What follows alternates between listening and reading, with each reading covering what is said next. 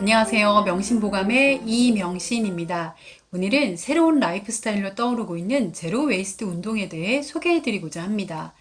코로나19 확산세가 좀처럼 꺾이지 않고 수도권은 4단계 거리두기가 시행 중입니다. 지난 주말 집밥도 지겨운데 외식도 안 되고 날씨도 너무 더워서 요리하기 힘들더라고요. 그래서 배달앱을 이용해 족발보쌈 반반 세트를 주문했습니다. 맛있겠죠? 음식을 다 먹고 식탁을 정리하는데 글쎄 플라스틱 용기가 큰 거 작은 거 10개가 넘게 나오더라고요.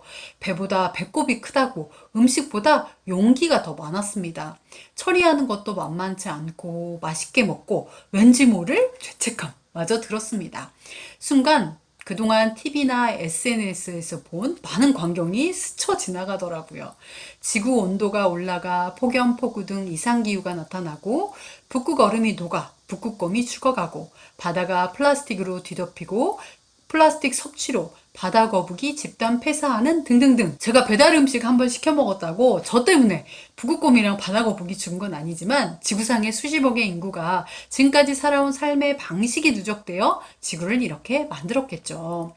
이제는 친환경이 아니라 모두의 생존을 위한 필환경 시대가 된 것 같습니다. 최근 윤리적이고 환경적인 소비 방식을 지향하는 운동이 확산되고 있는데요. 바로 제로 웨이스트 운동입니다. 제로 웨이스트는 일회용품의 사용을 줄이고 일상에서 사용되는 자원과 제품을 재활용할 수 있도록 환경을 위해 쓰레기를 최소화하는 사회운동입니다. 이 운동을 처음 시작한 오지라퍼는 미국 샌프란시스코에 사는 비 존슨입니다. 제로 웨이스트 홈 블로거이자 나는 쓰레기 없이 살기로 했다의 저자입니다. 플라스틱에 관한 다큐멘터리를 보고 쓰레기를 줄이는 자신의 실천 과정을 블로그에 기록했고 뉴욕타임스가 이를 보도하면서 세계적으로 주목을 받게 된 인물입니다. 비 존슨이 제시하는 제로 웨이스트 실천법 5가지가 있습니다. 1단계 리퓨스 거절하기. 쓰레기를 줄이는 가장 쉬운 실천 방법입니다. 명함, 빨대 등과 같이 무료로 나눠주는 것들을 거절함으로써 쓰레기가 생기는 것을 막는 것입니다. 2단계 리듀스 줄이기.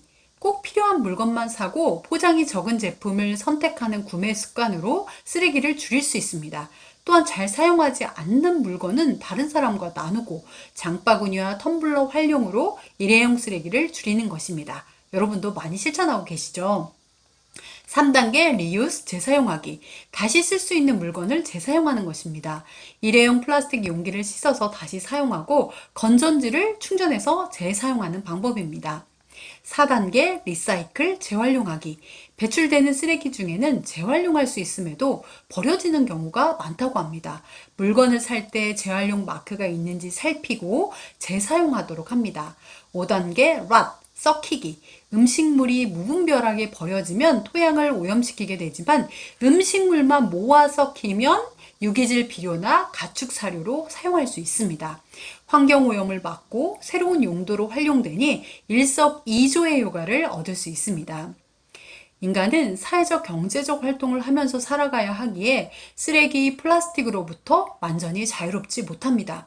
하지만 꼭 필요한 것 외에 안 써도 되는 과잉 생산된 쓰레기는 얼마든지 줄일 수 있습니다. 오늘의 오지랖 팁 드립니다. 최근 제로 웨이스트 샵이 생겨나고 있습니다.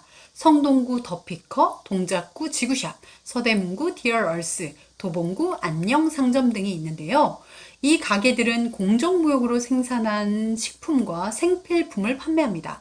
방문객이 직접 가져온 용기에 필요한 음식 재료나 생활용품을 이렇게 담아서 필요한 만큼만 판매한다고 합니다. 조금 번거롭지만 집 주변 제로 웨이스트 샵 이용해 보면 어떨까요? 제로 웨이스트 실천법 5가지를 한 방에 실천할 수 있습니다.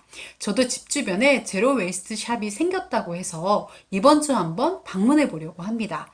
같이 가실까요?